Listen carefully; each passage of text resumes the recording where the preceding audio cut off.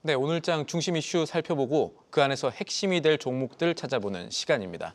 오늘 마켓 포커스는요, 이충현 밸류 파인더 대표 나왔습니다. 안녕하세요. 네, 안녕하십니까. 네, 최근에 뉴스 굉장히 시끄럽죠. 오늘 첫 번째 얘기가 반도체 얘기인데 미국 반도체 관세 정책 관련해서 자꾸 조금씩 새로운 내용들이 나오는 바람에 저도 그렇고 우리 투자자분들이 꽤 혼란스러워합니다. 지금까지 나온 최신 상황들 어떻게 봐야 될까요? 네, 일단 트럼프 대통령이 이제 현지 시간 기준 11일에 스마트폰이나 노트북 그리고 컴퓨터 프로세서나 메모리칩, 디스플레이 같은 관세 면제 대상으로 포함한 메모랜덤 이런 각서를 공개를 했었습니다.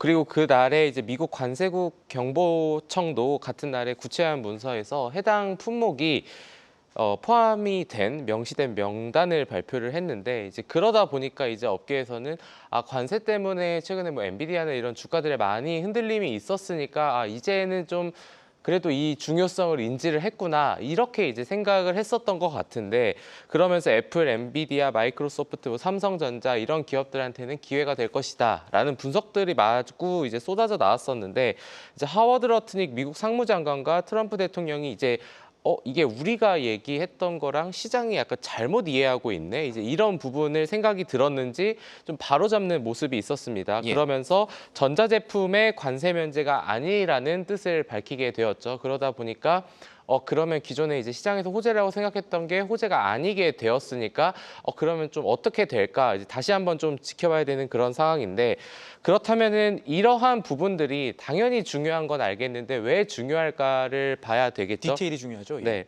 근데 애플이 중국에서 아이폰을 80%를 생산을 합니다. 그렇게 되면 이제 20% 펜타닐 관세에 중국 155%의 관세를 더하면 145%가 되는데 과거에 애플의 창업자인 스티브 잡스도 여러 비용적인 측면에서 미국 내에서 아이폰을 만드는 거는 비용적인 부분에서 비효율적이다라는 얘기를 그렇죠. 과거에 했었다고 합니다. 인건비도 높은데요. 네, 인건비도 높고 그리고 이제 미국에서 만들어서 유럽이나 이제 동남아로 보내면은 그거에 따른 운송 비용도 있다 보니까 네. 차라리 그쪽에 있는 거는 거기서 만들어서 파는 게 여러모로 더 효율적이다라는 얘기겠죠.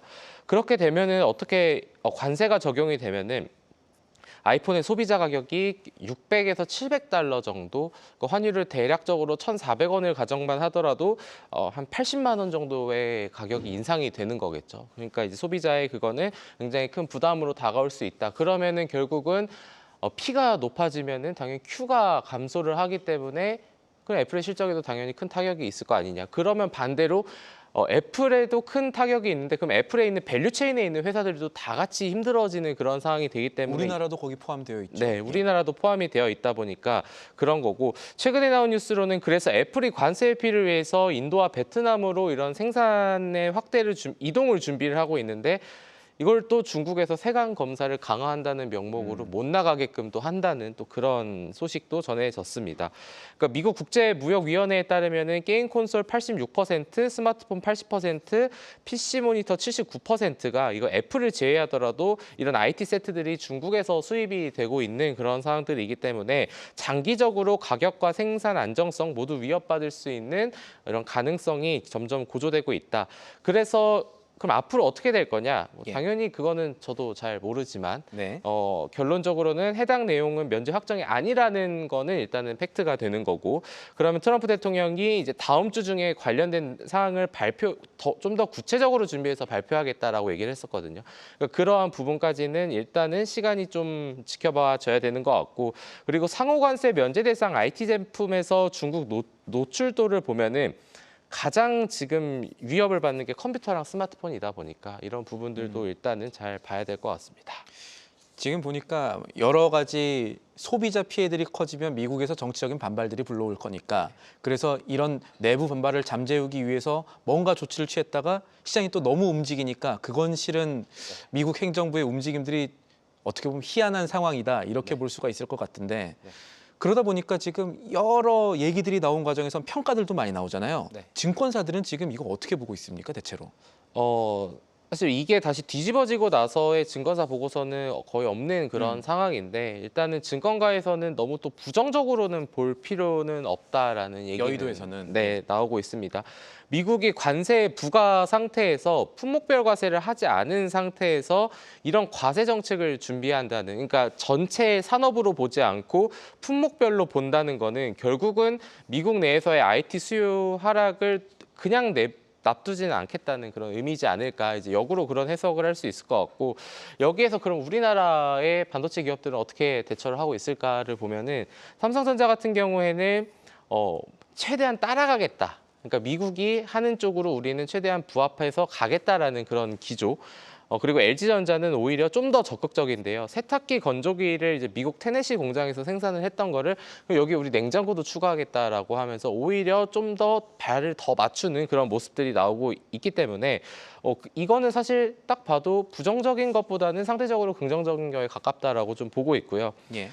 근데 이제 여기서 중요한 거는 이렇게 되면은 증권사 애널리스트들의 실적에 대한 추정치 밸류에이션이 상대적으로 무력화될 가능성이 전 되게 높다고 생각을 기존에 합니다. 알고 있던 거랑 다른 행동들이 나오고 있는 거니까 네. 그럴까요? 예. 애널리스트도 마찬가지고 지금 트럼프 대통령을 제외한 일반적인 투자자들은 저를 포함해서 관세가 어떻게 될지 모르잖아요. 그렇죠. 사실 전 세계 투자자들이 거의 다 모른다고 봐야 되는데 그 말씀이 오히려 정직한 거예요. 네. 예.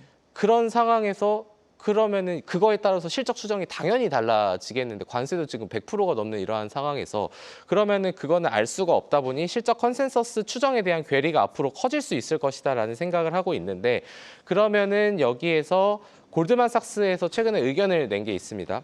아시안의 테크 기업들의 공급망에 매우 긍정적이다. 아까 이제 기존에 트럼프 대통령이 11일에 얘기했었던 관세 면제 대상 발표한 것들이 그걸 기점으로 했을 때 삼성전자의 목표 주가를 골드만삭스에서는 7만 7천 원을 제시를 했고요. SK하이닉스는 30만 원 매수 의견을 제시를 했습니다. 그래서 결론적으로 제가 이거를 준비하면서 느낀 결론은 단기간에 하락폭이 당연히 있을 수는 있는데 중기 이상의 흐름으로 봤을 때에는 오히려 하락을 했을 때 매수의 쪽에서 접근을 하는 게 좀 더 확률상 높지 않을까라는 생각이 좀 들었습니다. 이 이슈가 결국은 중기적인 매수 시그널을 줄 수도 있는 이슈다라고 네. 보신 건데 그러면 관련해서 오늘 저희의 그 핵심으로 들어오면 그런 쪽으로 봤을 때 반도체 업계 아니면 전자 업계에서 좀 볼만한 중소형주 있을까요? 일단은 너무 그러니까 방송에서 많이 나온 반도체 부품주 소부장 관련주들 말고 이제 예. 어제 같이 맞물려서 새로운 기사가 하나 있었는데 오늘 제가 말씀드릴 종목은 이제 파이넴텍이라는 종목을 파이넴텍, 말씀을 예. 드리려고 합니다.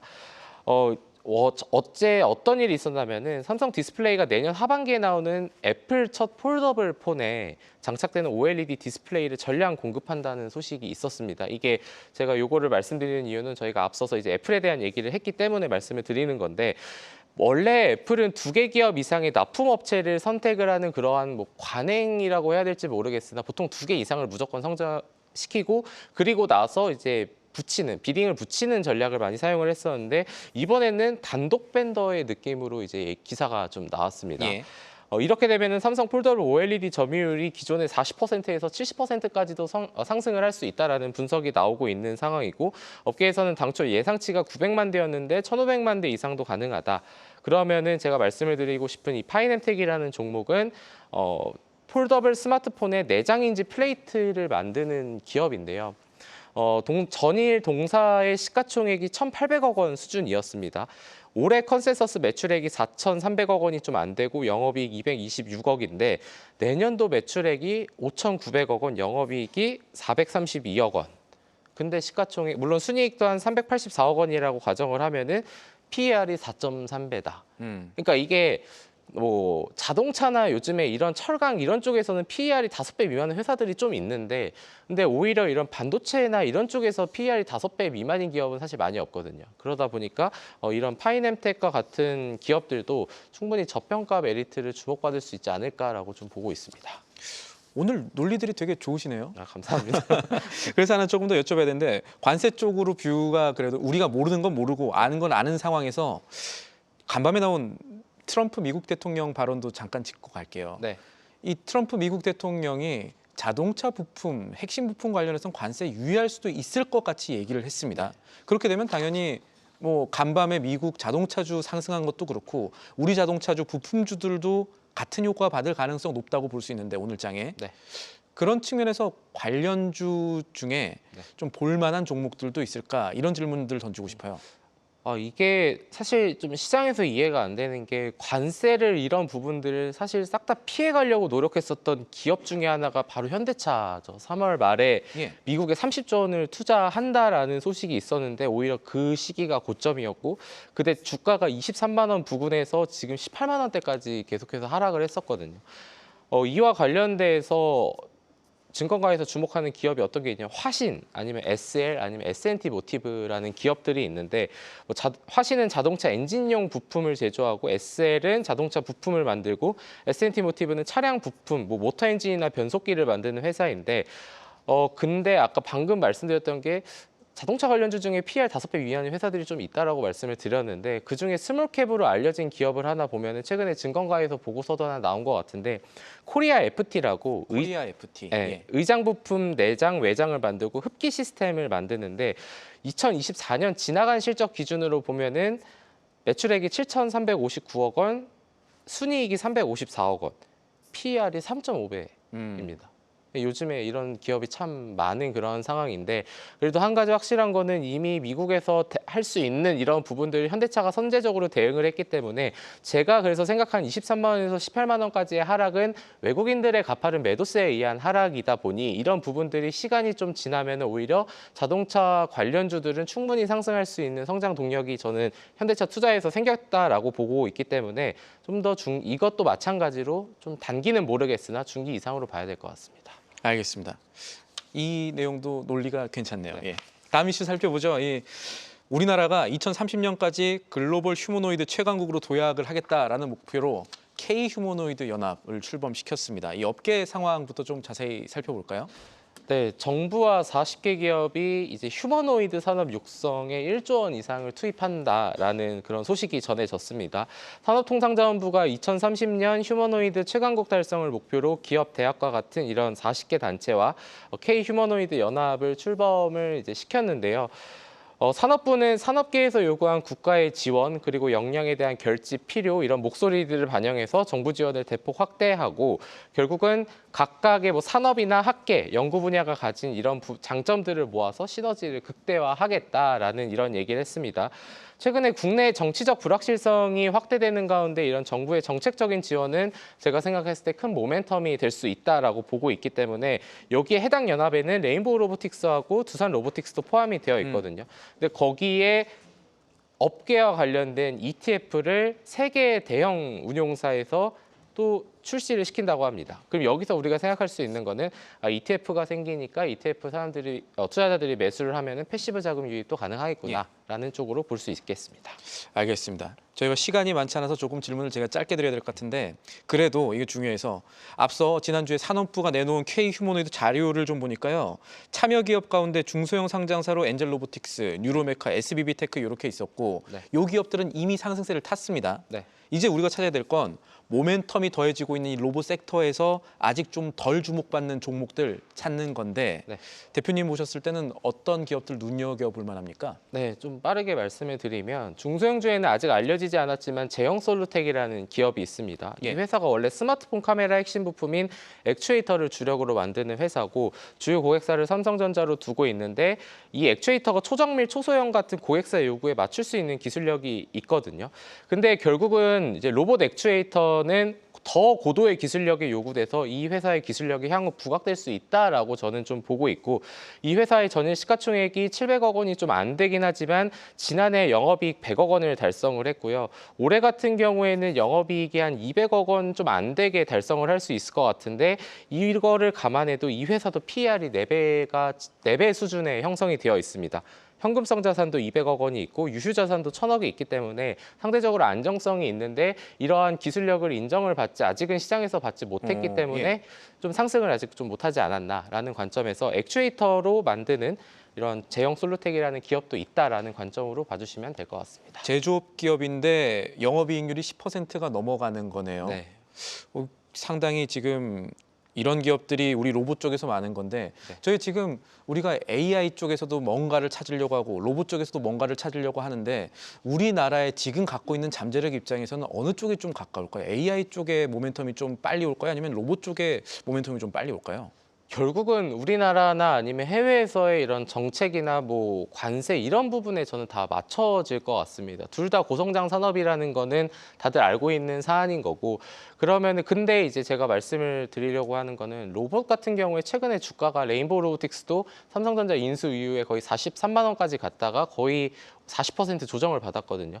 근데 보통 모든 이러한 섹터들은 기간 조정을 받아왔었던 그런 사례들이 항상 많고 결국은 고성장한다면은 추가적인 상승을 저는 할 수 있을 거라고 생각을 하는데 그래서 지금은 일단은 AI가 1순위 그다음이 로봇 이렇게 좀 봐야 될 것 같습니다.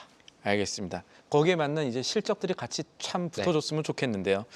이슈 체크해보고 오늘 주목해볼 만한 핵심 종목까지 선정해봤습니다. 오늘 마켓 포커스 시간 이충원 밸류파인더 대표와 함께했습니다. 감사합니다. 네, 감사합니다. 계속해서 다양한 경제 이슈를 알고 싶다면 구독과 좋아요, 알림 설정 부탁드립니다. AI 캐스터 권미정이었습니다.